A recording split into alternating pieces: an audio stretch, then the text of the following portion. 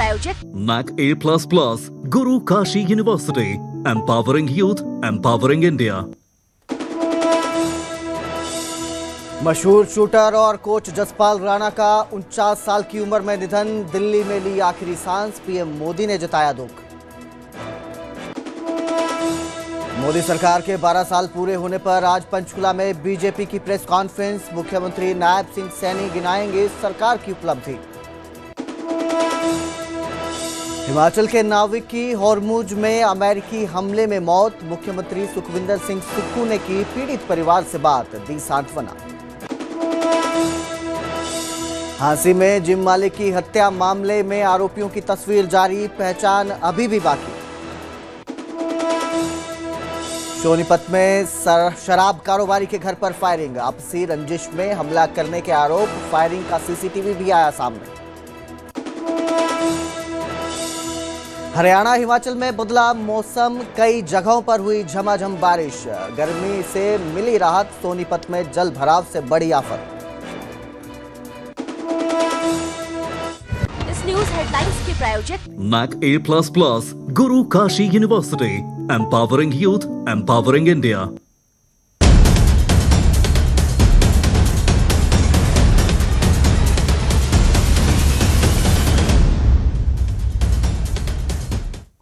नमस्कार, स्वागत है न्यूज 18 पंजाब हरियाणा हिमाचल में। मैं आपके साथ कुलदीप भारद्वाज और हाजिर हूं हरियाणा हिमाचल प्राइम बुलेटिन लेकर। बुलेटिन की शुरुआत करेंगे एक दुखद खबर के साथ। मशहूर शूटर और कोच जसपाल राणा का निधन हो गया है। 49 साल की उम्र में जसपाल राणा का निधन हुआ। शूटर मनु भाकर के कोच थे जसपाल राणा। इसके साथ ही एशियाड में सिंगल इवेंट में पहला गोल्ड भी जीता था। 6 जून को उनकी तबीयत बिगड़ी थी, जिसके बाद उन्हें अस्पताल में भर्ती करवाया गया था। बताया जा रहा है कि 1 जून की रात को म्यूनिख से लौटते समय फ्लाइट में जसपाल की तबीयत खराब हो गई थी, जहां उन्हें मेडिकल हेल्प दी गई थी। दिल्ली पहुंचते ही जसपाल को मैक्स साकेत हॉस्पिटल में एडमिट करवाया गया। टेस्ट के बाद उन्हें हार्ट में एक स्टंट भी डाला गया था। जसपाल राणा पेरिस ओलंपिक में डबल ओलंपिक मेडल जीतने वाली निशानेबाज मनु भाकर के कोच थे। वे जूनियर टीम के कोच और हाई परफॉर्मेंस ट्रेनर भी थे। जसपाल फरवरी 2025 से 25 मीटर पिस्टल में भी उन्होंने जीत हासिल की थी। और मेरे सहयोगी उमेश शर्मा इस वक्त हमारे साथ लाइव जुड़े हैं। उमेश, बेहद दुखद खबर है। मनु भाकर के कोच थे और अभी उम्र भी ज्यादा नहीं थी, सिर्फ 49 साल की उम्र में निधन हो जाता है। किस तरह से देख रहे हैं इस घटना को, क्योंकि जो खेल जगत है उसमें काफी शोक देखने को मिल रहा होगा। देखिए, जसपाल राणा बहुत बड़ा नाम भारतीय शूटिंग कर रहे हैं। बतौर खिलाड़ी, पहले तो बतौर खिलाड़ी उन्होंने बहुत नाम कमाया। 12 साल की उम्र में उन्होंने शूटिंग शुरू की थी और 92-93 की बात है जब वर्ल्ड जूनियर शूटिंग चैंपियनशिप हुई तो वर्ल्ड रिकॉर्ड के साथ उन्होंने मेडल जीता और सबका ध्यान अपनी तरफ खींचा था। तो यानी कि कम उम्र में ही जसपाल राणा पहले शूटिंग में आए, अपने आप को बतौर खिलाड़ी स्टैब्लिश किया। और आप देखिए कि कॉमनवेल्थ गेम्स में 15 से ज़्यादा मेडल उनके नाम है। एशियन गेम्स में उनके नाम गोल्ड मेडल हैं और वर्ल्ड चैम्पियनशिप शूटिंग, यानी कि तमाम जो इंटरनेशनल बड़े टूर्नामेंट थे उनमें उनके नाम मेडल हैं। ओलंपिक में वो पार्टिसिपेट कर चुके थे और नेशनल में उनके नाम काफ़ी मेडल हैं। उसके बाद जब उनकी पारी की दूसरी शुरुआत हुई बतौर कोच, वहाँ पर भी उन्होंने अपना जो अनुभव है वो पूरी तरह युवा शूटरों के साथ बांटा। क्योंकि देखिए, जब कोई दिग्गज खिलाड़ी बतौर कोच अपना रोल निभाता है तो उसको वो अनुभव पता होता है जो उसने देखा हुआ है।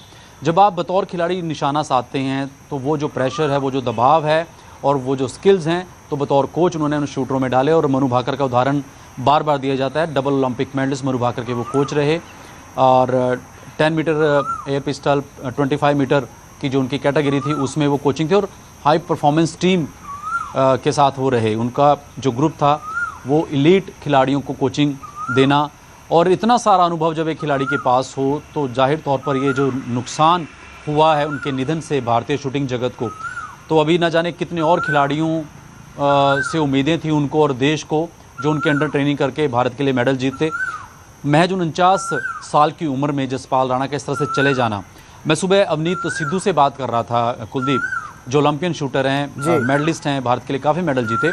उन्होंने एक वाक्य का जिक्र किया कि उन्होंने ज़िंदगी में अगर पहला किसी को ऑटोग्राफ लिया तो जसपाल राणा का लिया था। बादलगांव में शूटिंग रेंज बनी थी, वहाँ पर जसपाल राणा मिले और उनके साथ काफ़ी शूटिंग भी उन्होंने की, काफ़ी एक लंबा चौड़ा अनुभव भी रहा।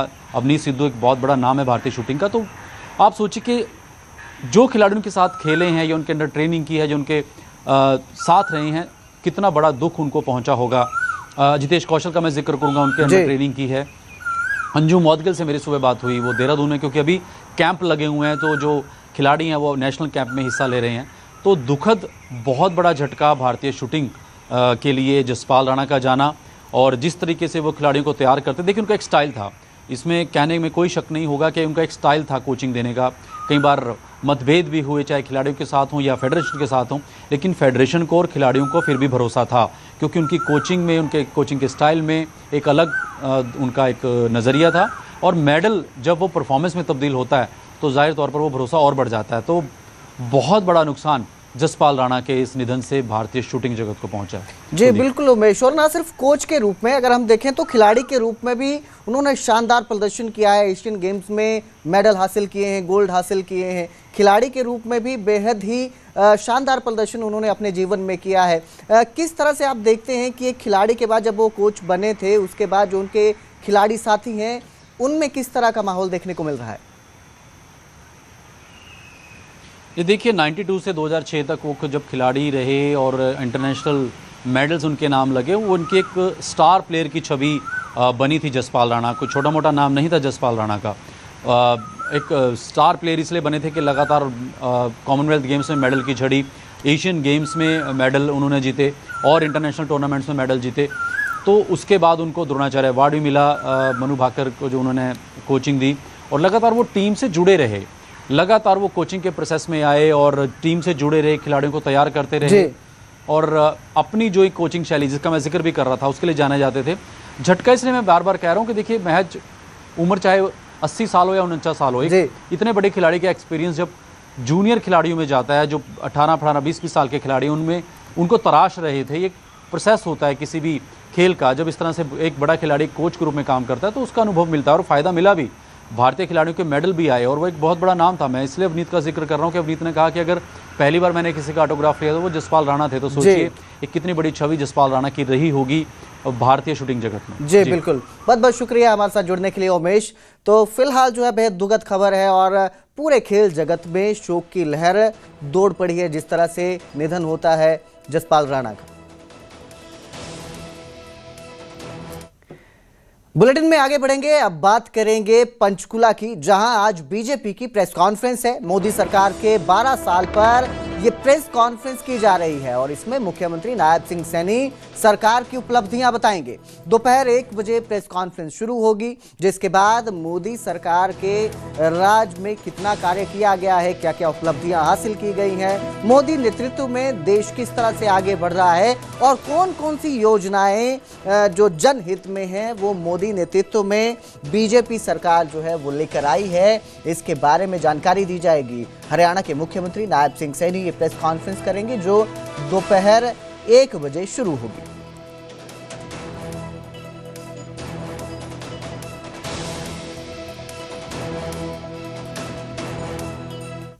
वहीं हरियाणा के मुख्यमंत्री नायब सिंह सैनी ने कल दिल्ली में केंद्रीय गृह मंत्री अमित शाह से भी मुलाकात की थी। इसकी तस्वीरें भी सामने आई हैं।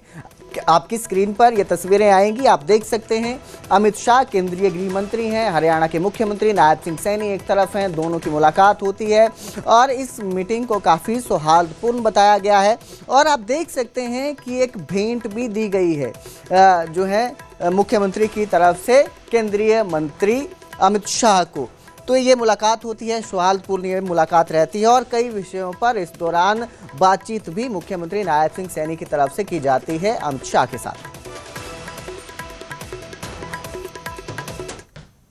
बुलेटिन में अब जिक्र करेंगे हिमाचल का। हिमाचल दौरे पर केंद्रीय मंत्री जेपी नड्डा रहेंगे। हिमाचल में कई कार्यक्रमों में जेपी नड्डा हिस्सा लेंगे। मोदी सरकार के 12 साल पूरे होने लगे हैं और पूरे होने पर एक कार्यक्रम किए जा रहे हैं। सरकार के 12 साल की उपलब्धियां गिनवाई जा रही हैं और इसी के चलते जेपी नड्डा हिमाचल के दौरे पर हैं। यहां पर वो कई कार्यक्रमों में शामिल होंगे। मोदी सरकार ने 12 साल में जो भी कार्य किए हैं, जो भी उपलब्धियां हैं, वो गिनाई जाएगी यहां पर भी।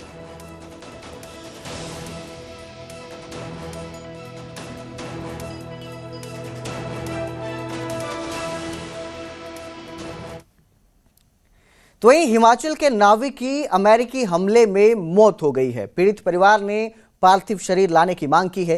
पीड़ित परिवार ने केंद्र सरकार को एक पत्र लिखा है। सीएम सुक्खू ने भी पीड़ित परिवार से बात की है। आदित्य शर्मा के पिता से सीएम की ये बातचीत होती है। मुख्यमंत्री ने परिवार को सांत्वना दी और आदित्य का पार्थिव शरीर लाने के लिए मुख्य सचिव की ड्यूटी लगाई गई है। दरअसल स्ट्रेट ऑफ हॉर्मुज में पलाऊ का ये जहाज था जिस पे अमेरिकी सेना ने हमला किया था और इस हमले में 21 लोगों को सुरक्षित बचा लिया गया था, लेकिन 3 लोग लापता हो गए थे, जिनकी खबर आती है कि तीनों के शव बरामद हुए हैं। इस हमले में तीनों की मौत हो गई है। इनमें से एक हमीरपुर का लड़का है और उसी को लेकर ये बातचीत की जाती है। आदित्य शर्मा के पिता से मुख्यमंत्री सुखविंदर सिंह सुक्खू बातचीत करते हैं, परिवार को सांत्वना देते हैं और आदित्य का पार्थिव शरीर लाने के लिए मुख्य सचिव की ड्यूटी लगाई जाती है ताकि हिमाचल का बेटा उसका पार्थिव शरीर घर पहुंच सके।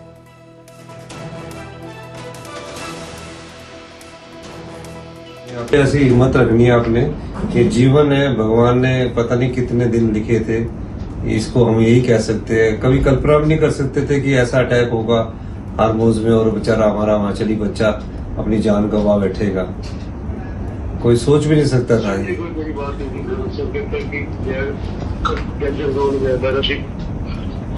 अच्छा, संडे को आपकी बात हुई थी? क्या कहते कि डेंजर जोन में है आपका शिप? अच्छा, ओहो, तो वो उससे वापिस भी नहीं आ सकते थे? है नहीं आ सकते बीच में। अच्छा, चलो मैं करवाता हूँ, उसकी बॉडी के बारे में मैं बात करता हूँ और उसको मैं आपको मदद करता हूँ। मैं अपने चीफ सेक्रेटरी साहब की ड्यूटी लगाता हूँ, उनसे बात करता हूँ कि वो बॉडी के बारे में या हमारा जो आरसी है वो बैठ के उसका पूरा फॉलोअप करेंगे, है ना। जो हमसे होगा हम होंगे। इस दुख की घड़ी में हम और हमारा पूरे प्रदेश के लोग आपके साथ है। भगवान से कि उनकी आत्मा को शांति मिले, क्योंकि वो आपको छोड़ के चला गया, हम सबको लोगों को छोड़ के चला गया। ठीक है, मैं करता हूँ, मैं बताता हूँ आपको ना। हिम्मत रखो, आप हिम्मत रखो, है ना। और बुलेटिन में अब एक बार फिर से जिक्र करेंगे हरियाणा का। हरियाणा के महेंद्रगढ़ में NH 152D पर सड़क हादसा हुआ। मनाली से जयपुर जा रही बस दुर्घटनाग्रस्त हो गई और इस हादसे में 11 यात्री गंभीर रूप से घायल हो गए। घायलों को सरकारी अस्पताल में भर्ती करवाया गया है, इलाज चल रहा है। बेहद भीषण ये हादसा बताया जा। और अब जिक्र करेंगे हांसी का। हांसी में बीते कल जिम मालिक की हत्या कर दी गई थी और अब इस मामले में पुलिस ने आरोपियों की तस्वीर जारी कर दी है। अभी तक आरोपियों की पहचान नहीं हो पाई है। कल सुबह जिम मालिक की हत्या की गई थी, जिसकी सीसीटीवी भी सामने आई थी, आपको दिखाई थी हमने।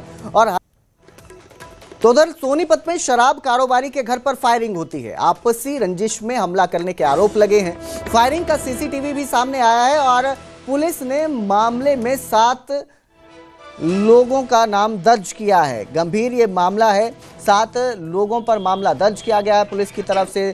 तस्वीरें आपकी स्क्रीन पर हैं, सोनीपत की ये तस्वीरें हैं। शराब कारोबारी के घर पर फायरिंग होती है और बताया जा रहा है कि जो बदमाश हैं जिन्होंने ये फायरिंग की थी, करीब 6 से 7 राउंड फायर किए गए थे। ताबड़तोड़ गोलियां चलाती हैं।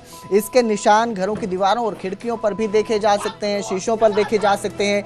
गनीमत ये रही कि इस फायरिंग में किसी भी तरह का जानी नुकसान नहीं हुआ। मनोज है, ये दोनों साथ में रहते। मनोज ने मेरे पहले ही फायरिंग की थी, पहले भी गोली चलाई थी। अब दोनों जने ने इकट्ठे मिल गए, फिर चला दी थी। मेरे पास 11 बज गए 16 मिनट पर कुछ कॉल आई थी। आने के बाद सीधी गाड़ी वगैरह चलने लगे। मैं तो बोले काम अपने गेर में हूँ, यहाँ आए, यहाँ से गाड़ी क्लोज कर सीधी फायरिंग कर दी। बाल बचा हूँ जी बस। और अब बुलेटिन में बात करेंगे मौसम की। उत्तर भारत में मौसम का मिजाज बदल चुका है। हरियाणा, हिमाचल में कई जगहों पर बारिश हुई और जिससे तापमान में भी गिरावट दर्ज की गई। आज भी बारिश और ओलावृष्टि का अलर्ट है। बीते कल भी बारिश होती है। शाम के वक्त कई जगहों पर झमाझम बारिश होती है, बादल बरसते हैं। कई जगहों पर आंधी तूफान भी देखने को मिलता है। तो जहां एक तरफ भीषण गर्मी पड़ रही थी, अभी 2 दिन पहले तक तापमान जो है बढ़ रहा था। कई जगहों पर पारा 44 डिग्री के पार पहुंच चुका था, लेकिन अब मौसम ने फिर करवट ली है और मौसम ने ऐसी करवट ली है कि कई जगहों पर बारिश होती है, कई जगहों पर बूंदाबांदी होती है, कहीं पर आंधी तूफान चलता नजर आता है। तेज गर्जना के साथ बारिश होती भी कई जिलों में नजर आती है, जिससे हरियाणा, हिमाचल में जो तापमान है उसमें भी गिरावट दर्ज की गई है। राहत लोगों को मिलती नजर आई है। हालांकि इस बारिश के चलते कई परेशानियां भी सामने आई है। तेज आंधी तूफान की वजह से कई जगह पर पेड़ गिर चुके हैं, कई जगह बिजली के खंभे उखड़ गए हैं, जिसके चलते कई जगहों पर बिजली की जो सप्लाई है वो भी बाधित रही।